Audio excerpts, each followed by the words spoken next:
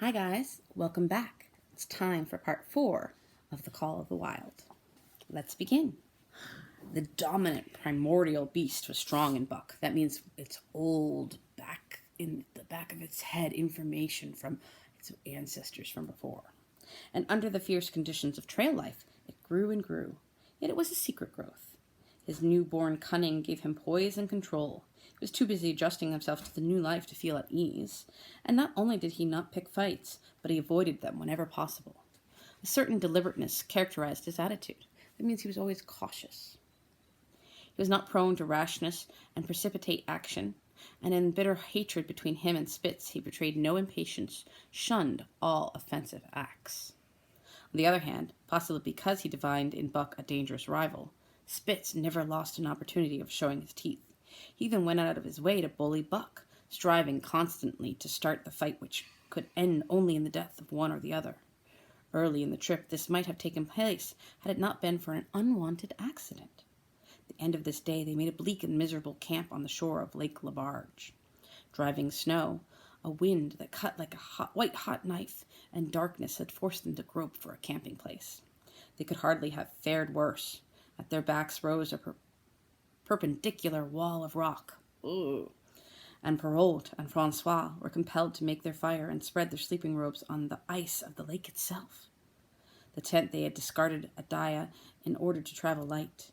A few sticks of driftwood furnished them with a fire that thawed down through the ice and left them to eat supper in the dark. Close in under the sheltering rock, Buck made his nest. So snug and warm was it that he was loth to leave it when Francois distributed the fish, which he had first thawed over the fire. But when Buck finished his ration and returned, he found his nest occupied. A warning snarl told him that the trespasser was Spitz. Till now, Buck had avoided trouble with his enemy, but this was too much. The beast in him roared. He sprang upon Spitz with a fury which surprised them both, and Spitz particularly, for his whole experience with Buck had gone to teach him that his rival was an unusually timid dog who managed to hold his own only because of his great weight and size. Francois was surprised, too, when they shot out in a tangle from the disrupted nest, and he divined the cause of the trouble. "Aha!" he cried to Buck. "Give it to them, you by gar! Give it to him, that dirty thief!" Buck was nothing loath. He was crying with sheer rage and eagerness as he circled back and forth for a chance to spring in.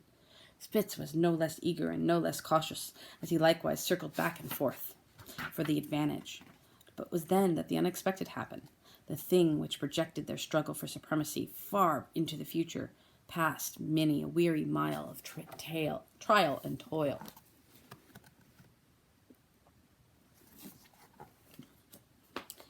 An oath from Perrault, the resounding impact of a club upon a bony frame, and a shrill yelp of pain heralded the breaking forth of pandemonium. The camp was suddenly discovered to be alive with skulking, furry forms, starving huskies, 4 or 5 score of them, who had scented the camp from some Indian village. They had crept in while Buck and Spitz were fighting, and when the 2 men sprang upon them with stout clubs, they showed their teeth and fought back. They were crazed by the smell of food. Perrault found one with his head buried in the grub box. His club landed mightily on the gaunt ribs, and the grub box was capsized on the ground. On the instant, a score of the famished brutes were scrambling for the bread and bacon. The clubs fell upon them unheeded. They yelped and howled under the rain of blows, but struggled none the less madly till the last crumb had been devoured. In the meantime, the astonished team dogs had burst out of their nests only to be set upon by the fierce invaders. Never had Buck seen such dogs. It seemed as though their bones would burst through their skins. They were more skeletons, draped loosely in draggled hides, with blazing eyes and slavering fangs. But the hungry madness made them terrifying, irresistible. There was no opposing them. The team dogs were swept back against the cliff at the first onset. Buck was beset by 3 huskies, and twice his head and shoulders were ripped and slashed. The din was frightful. Billy was crying as usual. Dave and Sulky, dripping blood from a score of wounds, were fighting bravely side by side. Joe was snapping like a demon. Once his teeth closed on the foreleg of a husky, and he crunched down through the bone. Pike, the melanger, leaped upon the crippled animal, breaking its neck with a quick flash of teeth and a jerk. Ooh. Buck got a frothing adversary by the throat, and was sprayed with blood when his teeth sank through the jugular. The warm taste of it in his mouth goaded him to great fierceness. He flung himself upon another, and at the same time felt teeth sink into his own throat, with Spitz treacherously attacking from the side. Perrault and Francois, having cleared out their part of the camp, hurried to save their sled dogs. The wild wave of famished beasts rolled back before them, and Buck shook himself free, but it was only for a moment. The two men were compelled to run back to save the grub, upon which the huskies returned from the attack on the team. Billy, terrified into bravery, sprang through the savage circle and fled away over the ice. Pike and Dub followed on his heels with the rest of the team behind. As Buck drew himself together to spring after them, out of the tail of his eye he saw Spitz rush upon him with the evident intention of overthrowing him. Once off his feet and under the mass of huskies, there was no hope for him, but he braced himself to the shock of Spitz's charge, then joined the fight out on the lake. Later, the 9 team dog gathered together and sought shelter in the forest. Though unpursued, they were in a sorry plight. There was not one who was not wounded in 4 or 5 places, while some were wounded grievously. Dub was badly injured in the hind leg. Dolly, the last husky added to the team at Daya, had a badly torn throat. Joe had lost an eye, while Billy, the good-natured, with an ear chewed and rent to ribbons, cried and whimpered throughout the night. At daybreak, they limped warily back to camp to find the marauders gone and the 2 men in bad tempers. Fully half their grub supply was gone. The huskies had chewed through the sled lashings and canvas coverings. In fact, nothing, no matter how remotely edible, had escaped them. They had eaten a pair of Perrault's moose-hide moccasins, chunks out of the leather traces, and even 2 feet of lash from the end of Francois's whip. He broke from a mournful contemplation of it to look over his wounded dogs. "Ah, my friends, maybe I make you mad dog those many bites. Maybe all mad dog. Sacre Dieu, won't I think, Perrault?" The courier shook his head dubiously. He could ill afford to have madness break out among his dogs, with 400 miles of trail still between him and Dawson. So madness means that they thought the dogs might have gotten something from the huskies that would make them go crazy and even meaner than they had been. 2 hours of cursing and exertion got the harness into shape, and the wounded, stiffened team was underway, struggling painfully over the hardened part of the trail that had yet encountered, and for that matter, the hardest between them and Dawson. The 30-mile river was wide open. Its wild water defied the frost, and it was in the eddies only and in the quietest places that the ice held it all. 6 days of exhausting toil were required to cover those 30 terrible miles, and terrible they were, for every foot of them was accomplished at the risk of life to dog and man. A dozen times Perrault, nosing the way, broke through the ice bridges, and was saved only by the long pole he carried, which he held so that it fell each time across the hole made by his body. But a cold snap was on. The thermometer registered 50 below zero, and each time he broke through, he was compelled for very life to build a fire and dry his garments. Nothing daunted him. It was because nothing daunted him that he had been chosen for government courier. He took all manner of risks, resolutely thrusting his little wizened face into the frost, and struggled on from dim dawn to dark. That means he's always pushing forward. He skirted the frowning shores on rim ice that bent and cracked underfoot, and upon which they dared not halt. Once the sled broke through with Dave and Buck, and they were half frozen and all but drowned by the time they were dragged out.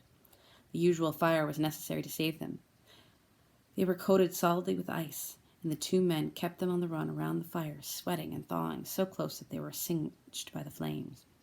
At another time, Spitz went through, dragging the whole team after him up to Buck, who strained backwards with all of his strength, his forepaws on the slippery edge and the ice quivering and snapping all around. Behind him was Dave, likewise straining backward, and behind the sled was Francois, pulling till his tendons cracked. Oh, not a great place to be. Again, the rim ice broke away before and behind, and there was no escape except up the cliff. Perrault scaled it by a miracle, while Francois prayed for just that miracle. With every thong and sled lashing and the last bit of harness rove into a long rope, the dogs were hoisted one by one to the cliff crest. Francois came up last, after the sled and load. Then came the search for a place to descend, a descent which was made ultimate by the aid of the rope, and night found them back on the river with a 1/4 of a mile to the day's credit. They didn't go very far, and it was a lot of hard work.